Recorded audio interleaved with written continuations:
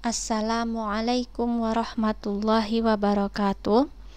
Bertemu kembali dalam mata pelajaran praktikum akuntansi lembaga instansi pemerintah kelas 11. Baiklah anak-anak, sebelum memulai pelajaran hari ini, kita buka dulu bersama-sama dengan membaca basmalah. Bismillahirrahmanirrahim. Anak-anak, pada minggu ini kita akan membahas mengenai pencatatan akuntansi pada pemerintah daerah. Kita akan melanjutkan kembali pelajaran kita di mana minggu kemarin kita telah menyelesaikan bab 1. Minggu ini kita akan melanjutkan ke bab 2. Apa saja yang akan kita pelajari di bab 2 ini? Kita akan belajar mengenai persamaan dasar akuntansi pemerintah daerah, pencatatan dan pemostingan, serta penyusunan laporan keuangan. Minggu ini kita akan mempelajari subbab A, persamaan dasar akuntansi pemerintah daerah. Adapun yang akan kita pelajari adalah pengertian persamaan dasar akuntansi pemerintah daerah, kegunaan persamaan dasar akuntansi pemerintah daerah, konsep debit dan kredit dalam akuntansi pemerintah daerah, konsep HOBO, Home Office, Branch Office. Baiklah anak-anak, selama hampir 3 dekade, sistem pembukuan tunggal atau single entry dipraktekkan pada pemerintah daerah. Pencatatannya dilakukan dalam buku kas umum atau BKU. Sistem pembukuan tersebut merupakan sebagian kecil dari akuntansi. Meskipun mempunyai kelebihan yakni sederhana dan mudah dipahami, namun sistem pembukuan tersebut belum dapat memberikan informasi yang kredibel bagi para pengguna. Oleh sebab itu muncullah sistem pembukuan berpasangan double entry yang dapat memberikan informasi lebih lengkap dan kredibel. Selain itu, basis akuntansi yang diterapkan pada pemerintah daerah juga mengalami perkembangan. Dahulu basis akuntansi yang digunakan adalah basis kas. Namun seiring dengan berkembangnya transaksi keuangan yang terjadi, basis kas tidak lagi dapat mencatat beberapa akun seperti utang dan piutang. Selanjutnya, pemerintah daerah menerapkan basis akuntansi akrual yang juga banyak diterapkan oleh negara-negara di seluruh dunia. Namun, pencatatan dan penyajian dalam basis kas masih dibutuhkan dalam beberapa laporan, khususnya terkait anggaran. Pencatatan akuntansi dengan basis kas dan basis akrual akan menghasilkan komponen laporan keuangan yang berbeda. Nah, sebelum membahas lebih mendalam mengenai komponen laporan keuangan tersebut, hal dasar yang harus kalian pahami adalah mengenai persamaan akuntansi dan konsep debit dan kredit pada setiap akunnya. Baiklah, karena itu yang pertama kita akan belajar mengenai persamaan dasar akuntansi pemerintah daerah. Mengeluarkan dana untuk pembangunan suatu daerah dan mendapatkan sumber dana untuk membiayainya merupakan dua kegiatan yang akan mempengaruhi persamaan dasar akuntansi pemerintah daerah. Apa itu persamaan dasar akuntansi pemerintah daerah? Persamaan dasar akuntansi pemerintah daerah adalah gambaran dari posisi keuangan pemerintah daerah yang menunjukkan hubungan antara aset di satu sisi dengan kewajiban dan ekuitas dana pada sisi yang lain yang dinyatakan dalam bentuk persamaan sebagai berikut. Jadi ini persamaannya. Aset sama dengan kewajiban ditambah ekuitas. Ini ya, jadi di sisi kirinya aset, di sisi kanan kewajiban dan ekuitas dana. Aset ini unsur-unsurnya ada kas, ada piutang, persediaan, aset tetap, kemudian kewajiban, ada kewajiban jangka pendek, ada kewajiban jangka panjang. Sedangkan komponen ekuitas ada pendapatan dan beban, di mana pendapatan akan menambah ekuitas dan beban akan mengurangi ekuitas. Baiklah, kita bahas satu-satu ya mengenai aset. Apa itu aset? Aset dalam bahasa sederhana diartikan sebagai sumber daya ekonomi yang dimiliki atau dikuasai dan dapat diukur dengan satuan uang. Dalam persamaan dasar akuntansi tersebut, aset merupakan kekayaan yang mempunyai nilai uang yang sama dengan sumber dari mana wujud kekayaan tersebut diperoleh, yaitu kewajiban ditambah ekuitas dana. Artinya, bertambahnya aset dapat diperoleh dari penambahan kewajiban atau penambahan ekuitas dana. Demikian pula sebaliknya, berkurangnya aset dapat digunakan untuk pengurangan kewajiban atau pengurangan ekuitas dana. Kemudian kewajiban secara sederhana dapat diartikan sebagai utang kepada pihak ketiga sebagai akibat transaksi keuangan masa lalu, atau berupa penerimaan yang perlu dibayar kembali. Dalam persamaan dasar akuntansi menunjukkan bahwa bertambahnya kewajiban dapat menyebabkan bertambahnya aset, ya. Jadi misalnya membeli mobil dinas secara kredit, ya, itu kan berarti kewajiban Pemda bertambah, utangnya bertambah, tapi asetnya juga bertambah berupa mobil dinas tadi. Atau berkurangnya ekuitas dana.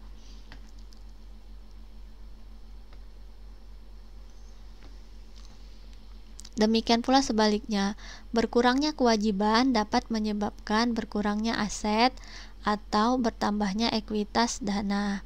Ekuitas dana adalah jumlah kekayaan bersih yang merupakan selisih antara jumlah aset dengan kewajiban. Ya, jadi aset dikurang kewajiban itu hasilnya adalah ekuitas dana. Dalam persamaan dasar akuntansi menunjukkan bahwa bertambahnya ekuitas dana dapat menyebabkan bertambahnya aset atau berkurangnya kewajiban. Demikian pula sebaliknya, berkurangnya ekuitas dana dapat menyebabkan berkurangnya aset atau bertambahnya kewajiban. Ini contohnya. Berikut ini contoh transaksi yang terjadi di Pemda Karanganyar.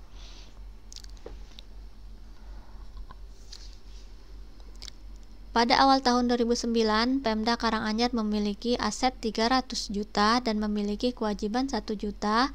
Besarnya ekuitas dana adalah kewajiban aset dikurang kewajiban, 300 juta dikurangi 1 juta.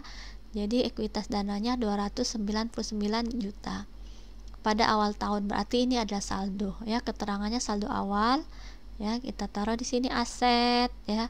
Di sebelah kiri aset 300 juta, di sebelah kanannya ada kewajiban 1 juta dan ekuitas dana 299 juta. Sehingga kalau kita jumlahkan, ya, total sisi sebelah kiri aset ini akan sama dengan total sisi sebelah kanan, kewajiban ditambah ekuitas, ya. Jumlahnya sama-sama 300 juta. Kemudian selanjutnya, dalam tahun 2009 telah terjadi pengeluaran kas dari kas daerah untuk belanja barang habis pakai sebesar 200.000. Jadi ketika kita belanja, ya, maka aset kita akan berkurang, ya, karena belanja ini menggunakan kas, ya. Kalau secara tunai nih, kas ini termasuk ke dalam aset. Berarti ketika ada transaksi belanja, maka aset kita akan berkurang, ya. Kemudian akun belanja kita akan bertambah, ya, sehingga sisi sebelah kiri ini akan sama dengan sisi sebelah kredit saldonya nanti.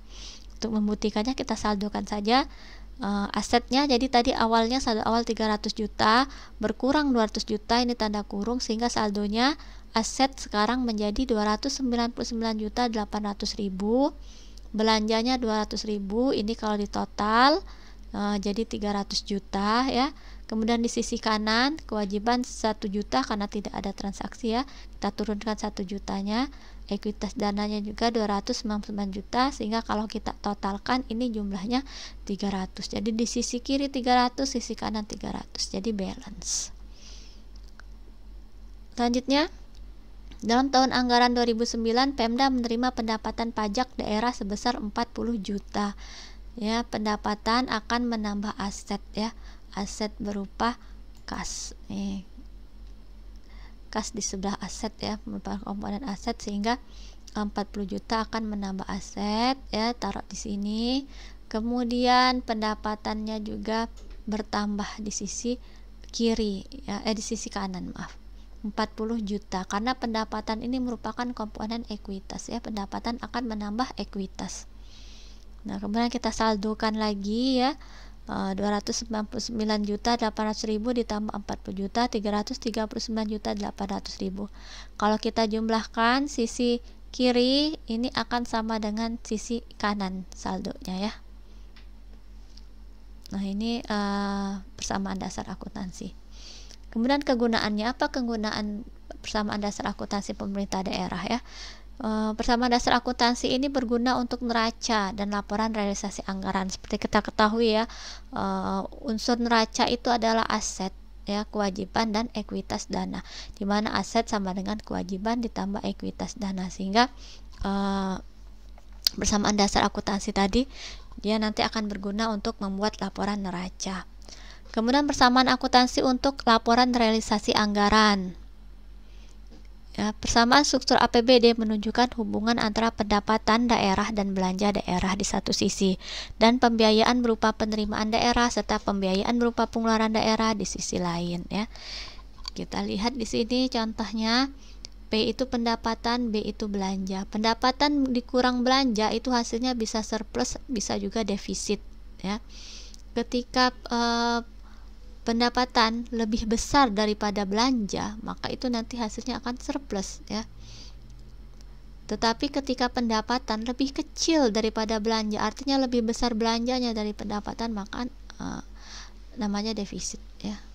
Berarti struktur APBD-nya defisit.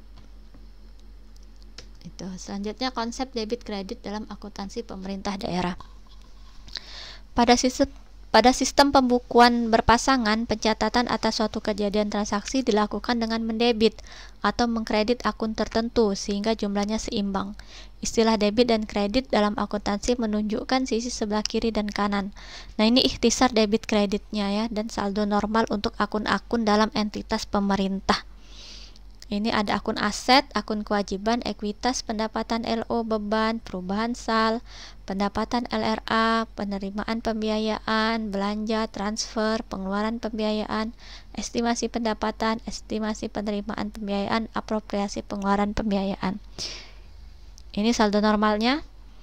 Aset saldo normal di debit ya, bertambahnya di debit, berkurangnya di kredit. Artinya aset itu jika bertambah dia di sisi debit, jika aset berkurang ditaruh di sisi kredit. Kewajiban saldo normal kredit, bertambah di sisi kredit, berkurang di debit. Ekuitas saldo normal kredit, bertambah di kredit, berkurang di debit. Pendapatan LO saldo normalnya di kredit, bertambah di kredit, berkurang di debit. Beban saldo normal di debit, bertambah di debit, berkurang di kredit. Perubahan sal menyesuaikan transaksi saldonya. Pendapatan LRA saldo normal di kredit, bertambah di kredit, berkurang di debit ya. Penerimaan pembiayaan saldo normal kredit, bertambah di kredit, berkurang di debit. Belanja saldo normal debit, bertambah di debit, berkurang di kredit. Transfer saldo normal debit, bertambah di debit, berkurang di kredit. Pengeluaran pembiayaan saldo normal debit, bertambah di debit, berkurang di kredit. Estimasi pendapatan saldo normalnya kredit, bertambah di debit, berkurang di kredit ya. Estimasi penerimaan pembiayaan saldo normal debit, bertambah di debit, berkurang di kredit.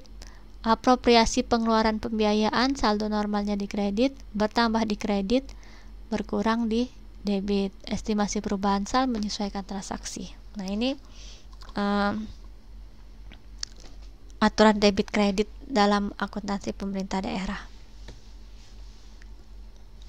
Berdasarkan tabel di atas, yang dimaksud apropriasi adalah anggaran yang disetujui DPR atau DPRD dan merupakan mandat yang diberikan kepada pemerintah, kepada presiden, gubernur, bupati, atau wali kota untuk melakukan pengeluaran-pengeluaran sesuai tujuan yang ditetapkan.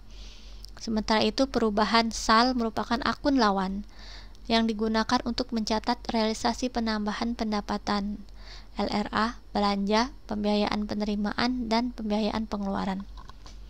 Selanjutnya konsep home office, branch office. Pemerintah daerah dalam menyelenggarakan pengelolaan keuangannya menerapkan konsep HOBO, home office, branch office. Konsep ini menjelaskan bahwa antara SKPD, Satuan Kerja Perangkat Daerah, dan PPKD, pejabat pengelola keuangan daerah dipresentasikan sebagai hubungan kantor pusat home office dan kantor cabang branch office. Dalam hal ini PPKD sebagai kantor pusat home office, sedangkan SKPD sebagai kantor cabang atau brand office ya. PPKD ini Pemdanya ya.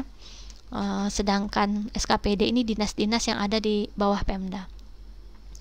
PPKD pejabat pengelola keuangan daerah adalah kepala satuan kerja pengelola keuangan daerah yang mempunyai tugas melaksanakan pengelolaan APBD dan bertindak sebagai bendahara umum daerah.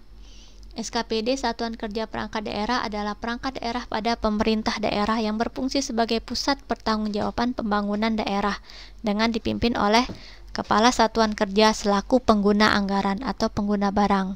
Contoh SKPD Dinas Kesehatan, SKPD Dinas Pendidikan, SKPD Dinas Pemuda dan Olahraga, dan lain sebagainya. Yaitu contoh SKPD ya, dinas-dinas yang berada di bawah Pemda.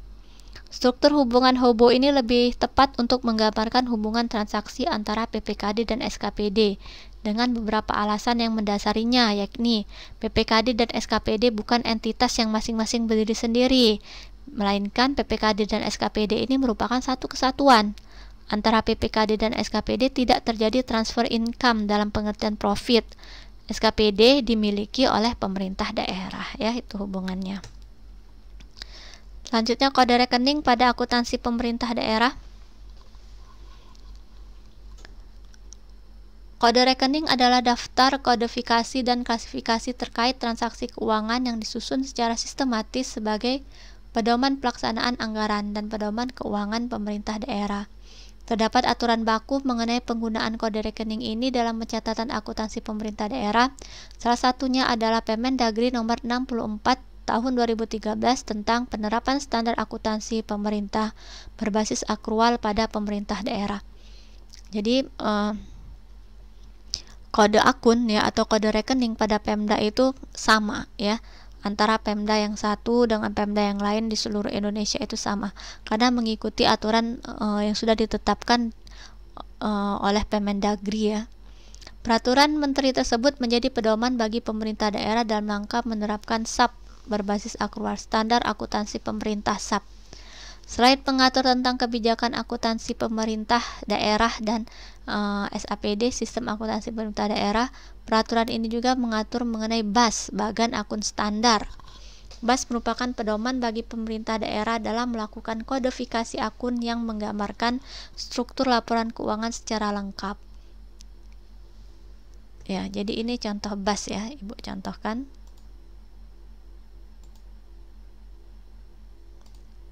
Ini BAS ya, Badan Akun Standar itu seperti ini.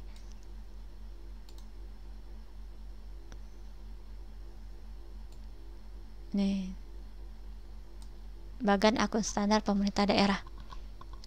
Ini akun-akun yang ada di pemerintah daerah.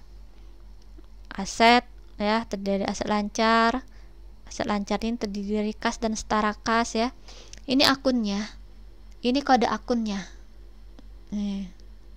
Kode akunnya ini ada 1, 2, 3, 4, 5 level, ada 5 kotak, 1, 2, 3, 4, berarti dia ada 5 level kode akunnya ya, sampai ini terakhir beban, kode akun 9.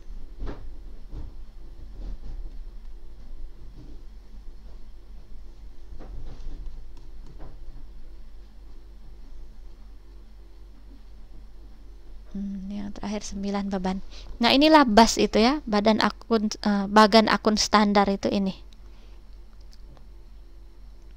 Oke, kita lanjutkan dulu. BAS digunakan untuk BAS ini tadi ya. BAS ini tadi digunakan untuk pencatatan transaksi pada buku jurnal, pengklasifikasian pada buku besar, pengikhtisaran pada neraca saldo, penyajian pada laporan keuangan. Jadi kode akun itu nanti akan selalu dipakai. BAS dirinci menjadi 5 level. Ini tadi ya. BAS ini tadi ada 5 level ya. Ada 5 kotak nih, 1, 2, 3, 4, 5. Ini contohnya. 8, 4, 3, 0, 1, 0, 1. Ada 5 level. Level 1 menunjukkan kode akun.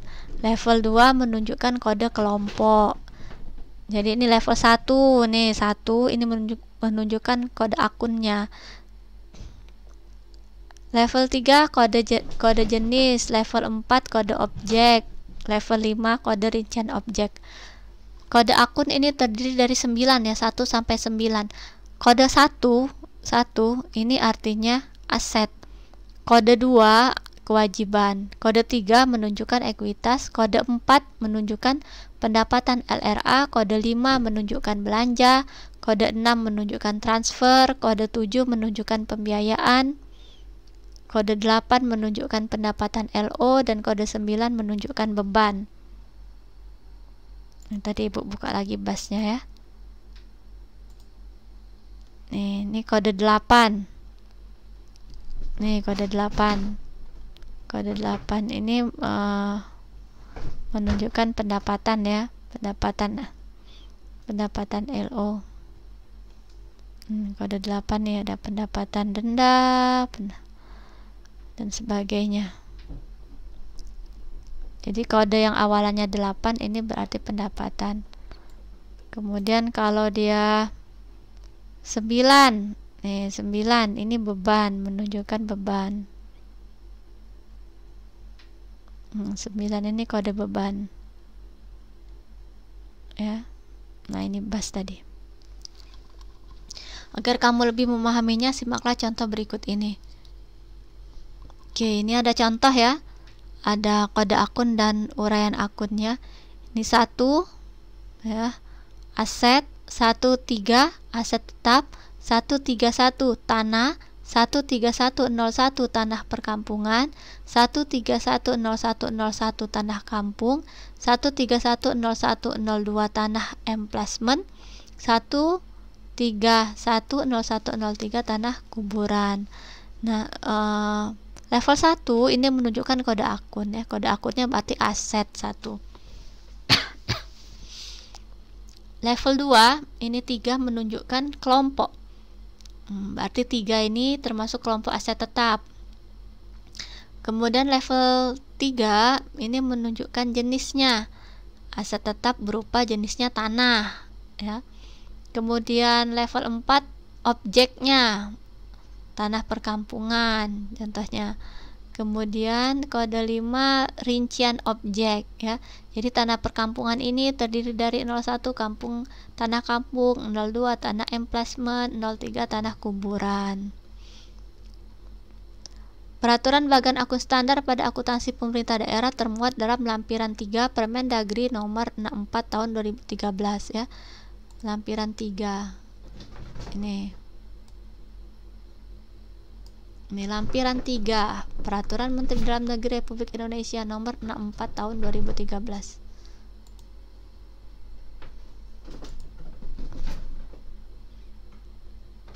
Ya. Tentang penerapan standar akuntansi pemerintah berbasis akrual pada pemerintah daerah. Semua kelompok akun dijabarkan dalam akun-akun yang spesifik. Dalam hal ini pemerintah daerah tidak boleh menambah. Jadi dia tidak boleh menambah atau mengubah nama-nama akun yang telah ditetapkan. Jadi Pemda itu harus memakai nama akun dan kode akun yang ada di BAS ini ya. Tidak boleh ditambahi, tidak boleh dirubah namanya ya. Oke, baiklah untuk pertemuan minggu ini sampai sini dulu pokok bahasannya ya. Nanti kita akan lanjutkan kembali pokok bahasan ini di minggu depan. Terima kasih atas perhatiannya. Jangan lupa kerjakan latihannya ya. Kerjakan latihannya, kumpulkan tepat waktu. Baik, Ibu tutup dengan hamdalah. Alhamdulillahirabbil alamin. Assalamualaikum warahmatullahi wabarakatuh.